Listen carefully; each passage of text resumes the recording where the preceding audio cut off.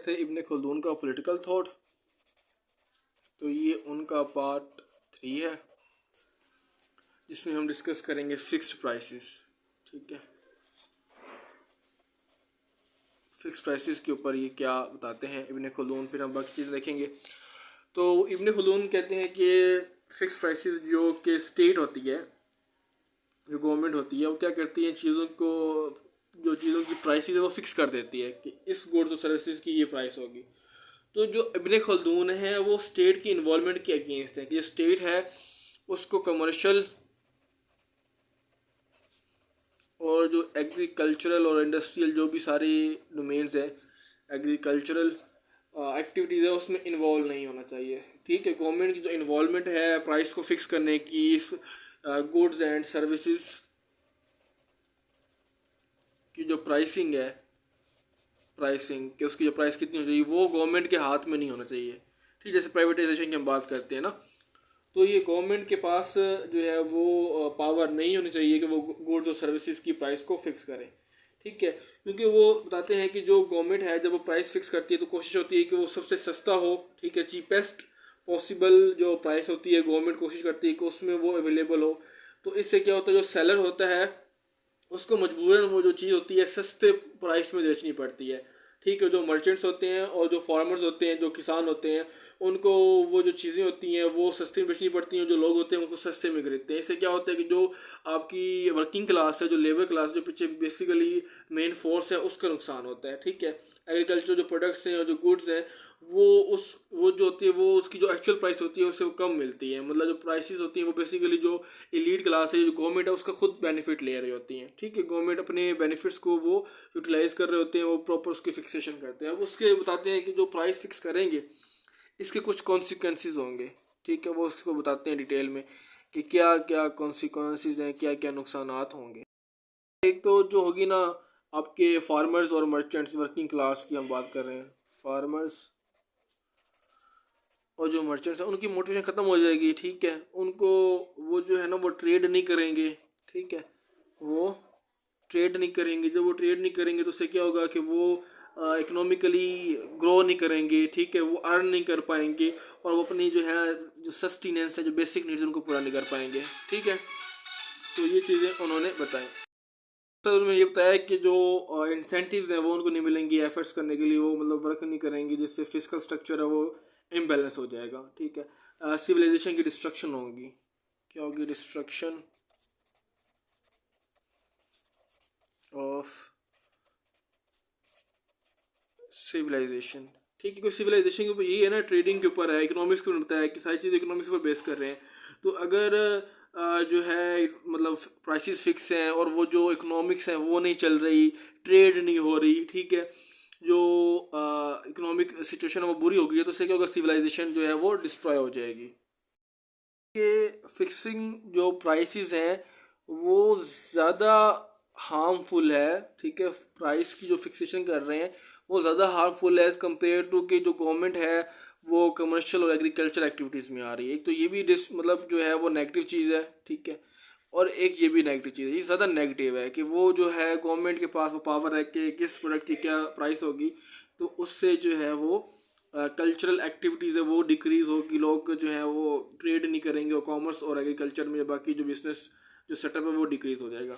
अब इसके अगर मॉडर्न डे इम्प्लीकेशन देखें हम, मॉडर्न डे इम्प्लीकेशन या इसको रिलेट करें इसकी थ्योरी को, तो हमें क्या पता चलेगा कि जो इब्न खल्दून ने जो चीज़ें बता दी थी वो हमें नजर आएगा कि जो भी आज हमें अफ्रीका के अंदर, एशिया के अंदर, ठीक है, अफ्रीका और एशिया के अंदर जो आपको पॉवर्टी नज़र आती है, गुर्बत नज़र आती है, वो क्यों नज़र आती है? क्योंकि वहाँ पे क्या है कि जो स्टेट का कंट्रोल है, स्टेट ने कॉमर्स के ऊपर कंट्रोल किया हुआ है, इंडस्ट्री के ऊपर, एग्रीकल्चर के ऊपर, सर्विस सेक्टर, मतलब तमाम जो इकोनॉमी है उसके ऊपर स्टेट ने कंट्रोल किया हुआ है। स्टेट ने प्राइसिंग की हुई है कि किस तरह कितनी प्राइस होनी चाहिए, फिक्स प्राइसिंग जो है वो इन्होंने की हुई है। रिजल्ट क्या निकला है इससे? ये रिजल्ट निकला है कि जो भी डेवलपिंग कंट्रीज़ हैं, जो पुअर कंट्रीज अफ्रीका के, एशिया के, उसमें क्या हुआ कि जैसे उन्होंने फिक्स प्राइसिंग की है, पॉलिसीज अपनाई है कि हम इतनी इस चीज़ों की प्राइस फिक्स करेंगे, तो वो अल्टीमेटली उनको नुकसान ही हुआ है। वो फॉरेन हेल्प के लिए डिपेंडेंट है, बाकी की कंट्रीज़ के लिए, फूड और के लिए, और बाकी जो है चीज़ों के लिए वो लोग दूसरे कंट्रीज़ के मकरूज़ हैं, इंडेटेड हैं, मतलब वहाँ से चीज़ें लेते हैं, खुराक वगैरह या बाकी प्रोडक्ट्स वगैरह, तो वो अपनी चीज़ें जनरेट नहीं करते। तो ये सारी चीज़ें इसमें आ जाती हैं। इसके अलावा पाकिस्तान की एग्जांपल ले लें, पाकिस्तान खुद एक आप देखें कि उसमें काफ़ी ज़्यादा जो है फूड क्राइसिस है, इकोनॉमिक्स उसकी वीक है। तो जो चीज़ें इब्न खलदून ने पहले ही बता दी थी 14वीं सेंचुरी के अंदर, तो कंट्रीज़ को चाहिए कि वो आज 21st सेंचुरी के अंदर उनको इम्प्लीमेंट करे, ताकि जो भी नेगेटिव रेपरक्यूशंस हैं फिक्स प्राइसिंग के, कि आप प्राइस को फिक्सिंग कर रहे हैं प्राइस की ना, इतनी इसकी प्राइस ये होगी। जैसे कि आपको नजर आता है कि एक डिवीजन के अंदर या आपको डिस्ट्रिक्ट के अंदर आता है कि डिप्टी कमिश्नर या कमिश्नर्स जो हैं वो प्राइस को फिक्स करो, तो जिनका कोई लेना देना ही नहीं होता, तो उससे क्या होता है कि उससे वो जो स्टेट होती है, वो जो सोसाइटी होती है, वो इकोनॉमिकली डाउन हो जाती है। जो इब्न खलदून की जो थ्योरी है या उनकी जो थॉट्स हैं वह मॉनेटरी पॉलिसी के ऊपर, मॉनेटरी पॉलिसी। अब मॉनेटरी पॉलिसी के ऊपर क्या कहते हैं इब्न खलदून, ये कहते हैं कि जो अथॉरिटीज़ हैं उनके पास मॉनेटरी पॉलिसी नहीं होनी चाहिए। स्टेट की बात कर रहे हैं, स्टेट को क्रिटिसाइज़ कर रहे हैं कि जो स्टेट है उनके पास जो है वो मॉनेटरी पॉलिसी नहीं होनी चाहिए। लाइक करेंसी की जो वैल्यू है वो अथॉरिटीज़ डिसाइड ना करें, ठीक है। करेंसी की जो वैल्यू है, ठीक है, वो कहते हैं कि एक स्टेबल मॉनेटरी पॉलिसी होनी चाहिए, ठीक है। मींस जो अथॉरिटीज़ हैं वो जानबूझकर करेंसी को डिवैल्यू कर सकते हैं। अथॉरिटीज़ अपने अपने बेनिफिट्स, अपनी आर्मीज़ को, अपने ब्यूरोक्रेसी को स्ट्रॉन्ग करने के लिए काम कर सकते हैं, जिससे क्या होगा, जिससे अल्टीमेटली ये होगा कि जो आपके इन्फ्लेशन है वो ज़्यादा हो जाएगी, ठीक है, करेंसी की डिवैल्यूएशन होगी और लोग जो होंगे वो करेंसी के ऊपर जो कॉन्फिडेंस है वो लूज़ कर देंगे। तो ये चीज़ें बताई कि जो डेवलपमेंट्स हैं, ये जो चीज़ें ये अनजस्ट हैं, ठीक है। सुप्रीम क्या है, सुप्रीम पॉलिसी स्टेट सोसाइटी की होनी चाहिए कि जो सोसाइटी है उसकी जो परचेजिंग पावर है मनी की, कितना उसने परचेज करना है, वो उसकी प्रोटेक्शन होनी चाहिए, ठीक है। तो ये जस्टिस होगा। तो यही चीज़ें उन्होंने कहा कि इंडिपेंडेंट मॉनेटरी एजेंसी होनी चाहिए, इंडिपेंडेंट मॉनेटरी एजेंसी मीन्स के जो आपके पास एक इंडिपेंडेंट मॉनेटरी एजेंसी हो, जिसमें जो authority of chief justice like God fearing man हो, prevent the rulers fearlessly from tampering the value of money and devaluing the currency. कि एक एजेंसी हो जो कि इस चीज़ को इंश्योर करे कि कोई जो वैल्यू है करेंसी की वो डिवैल्यू ना हो, मतलब वो कम ना हो, उसके ऊपर वो चीज़ें देखें। इसकी मॉडर्न डे एप्लीकेशन देखें, इम्प्लीकेशन देखें, ठीक है।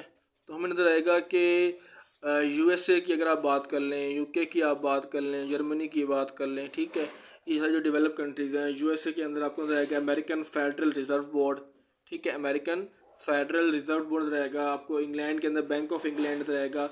जर्मनी के अंदर वेस्ट जर्मनीज बंडस बैंक नजर आएगा। तो आपको नजर आएगा कि सारे जो स्टेट्स हैं ये बेसिकली क्या कर रही हैं, इंडिपेंडेंट मॉनेटरी पॉलिसीज़ को फॉलो कर रहे हैं।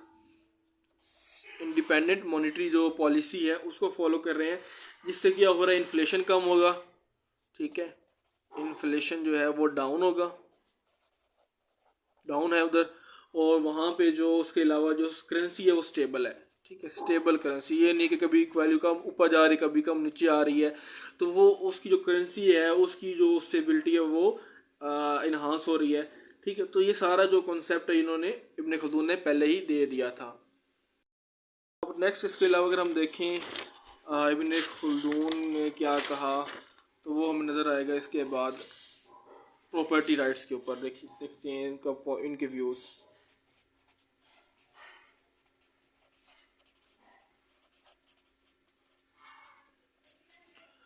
अब अगर प्रॉपर्टी राइट्स की अगर हम बात करें तो उन कहते हैं कि जो मतलब लो इंसान है उनकी प्रॉपर्टी के राइट्स हों, मतलब उनकी जो प्रॉपर्टी उनको प्रोटेक्ट किया जाए।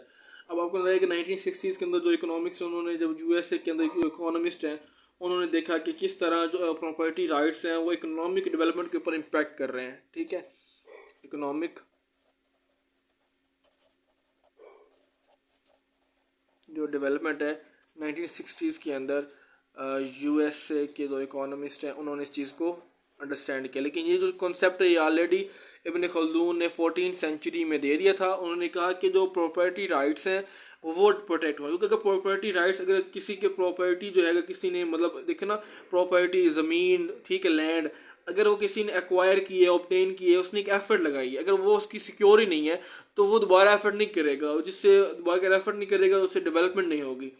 तो ये चीज़ उन्होंने बताई कि जो प्रॉपर्टी है लोगों की, वो उसको प्रोटेक्ट किया जाए, उसके उनके राइट्स हैं, ठीक है। जितनी ज़्यादा उनके प्रॉपर्टी राइट्स ज़्यादा होंगे उतनी ज़्यादा जो है वो डेवलपमेंट होगी, उतनी ज़्यादा जो है वो लोग कॉन्शियस होंगे और वो सिक्योर होंगे। इब्न खुल्दून ने क्या किया कि प्रॉपर्टी को जस्टिस के साथ लिंक किया, कि जहाँ प्रॉपर्टी राइट्स प्रोटेक्ट हैं वहाँ पे क्या है, जस्टिस है। इसी तरह इस्लाम के अंदर भी अगर बात करें, रिलीजन की बात करें तो उसमें भी 5 चीज़ों पर फोकस किया गया, 5 चीज़ें। कौन सी हैं? आपका एक रिलीजन है, ठीक है, उसकी प्रोटेक्शन हो। फिर उसके बाद आपकी लाइफ, फिर उसके बाद आपका इंटेलेक्ट, ठीक है, फिर उसके बाद आपकी जो चिल्ड्रन है वो, और लास्ट पे प्रॉपर्टी। तो रिलीजन भी इसके ऊपर फोकस करता है, तो उन्होंने बात की थी।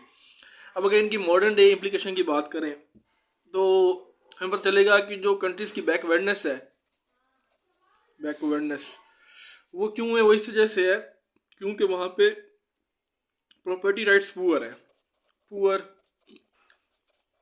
प्रॉपर्टी राइट्स मतलब कि कोई किसी भी जगह पे जाकर वो जो है कब्जा कर सकता है, उनकी प्रॉपर्टी कोई राइट नहीं है, उनको मतलब एफर्ट करनी पड़ती है, उनकी प्रॉपर्टी सिक्योर नहीं है।